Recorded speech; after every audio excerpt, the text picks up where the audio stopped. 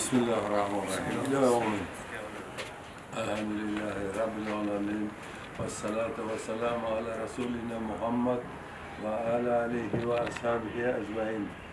Mehriban Allah'ım, tane sefer xotirjamlik, tinchlik, totuvlik, mehr oqibat, iymon e'tiqodda ato et. Mana shu farzandlarimizga uzoq umr bergin. Allohimning o'zi chimiliq to'ylariga ham, nikoh to'ylariga ham yetishlikni Allohning o'zi nasib etib aylasin.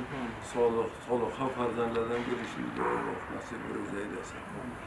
Ya Rabbim, mana shu choshlaringizga baraka bersin. Allohim qilayotgan ihsonlarni dargohiga qabul aylab ijobat qilsin.